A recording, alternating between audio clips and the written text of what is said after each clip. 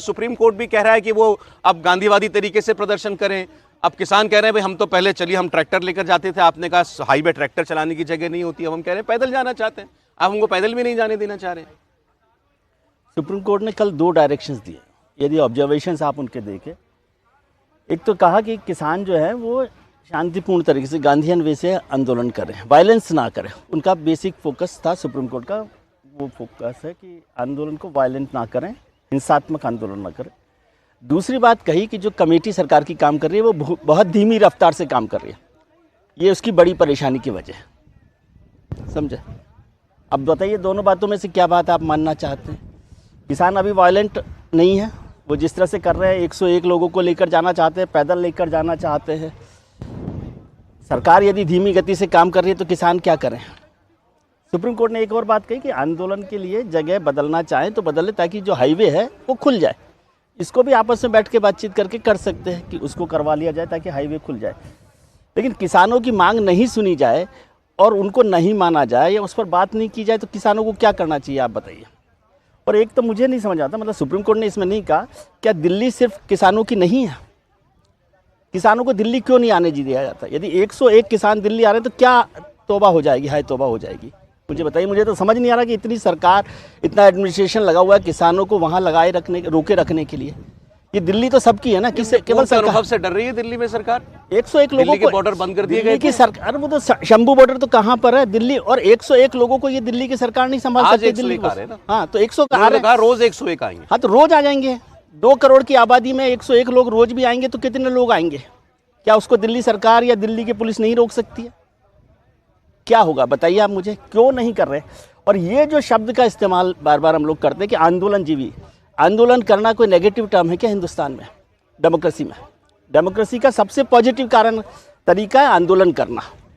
आपको आंदोलन पसंद नहीं है, आप उसको नेगेटिव टर्म में कहें कि आंदोलन जीवी। क्या आंदोलन जीवी क्या? सरकार को इनको आने देना चाहिए, पहली बात रास्ता ना रोके, रास्ता नहीं रोकना चाहिए। और सरकार को आगे आकर बातचीत करना चाहिए। सरकार किसानों के लिए है, ये समझना चाहिए। ये हमने एक बड़ा वो बना रखा है। सरकार कौन है, किस पर एहसान है सरकार का? सरकार तो गई थी बात करने के लिए, तो अब फिर जाए ना। दिल्ली में एक बार बारात में चले गए वो थोड़ी है, फिर जाइए। अभी नहीं माने हैं, अभी उनकी मांगे नहीं मानी गई है। सुप्रीम कोर्ट ने भी कहा, सुप्रीम कोर्ट ने तो कल बड़ी हियरिंग की ना, सुप्रीम कोर्ट कहते तक भी बंद कर दीजिए इसको। या तो सरकार सुप्रीम कोर्ट को भी नहीं मानती, किसानों को तो नहीं मानती है।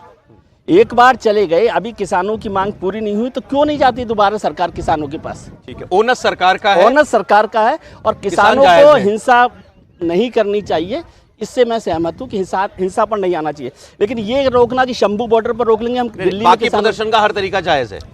लोकतंत्र में हर प्रदर्शन का तरीका हिंसात्मक नहीं हो। समीर जी को रोक के बोलूंगा, समीर जी टाइम लूंगा। विजय जी तो राजस्थान के ही रहने वाले हैं मूलतः। दिल्ली जयपुर हाईवे पे कई बार गए होंगे आंदोलन के समय, हम तो 2 बार गए हैं, जान निकल गई थी। ये जो किसान हैं जगह जगह लठ लेके वसूली कर रहे हैं, 100-100 रुपए दो तो गांव वाले रास्ते से भी जाने देंगे। हम तो गए हैं 2-2 बार।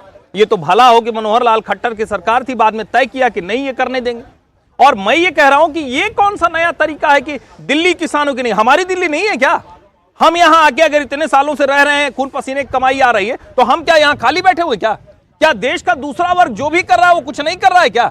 और ये जो बार बार कहा जाता है कि अन्नदाता के ऊपर, अरे भाई हम सब अपने, और मैं तो आपको बताऊं हम तो उन लोगों में से हैं जो अपने खेत का अन्न खाते हैं, अभी भी लेके वहीं से आते हैं।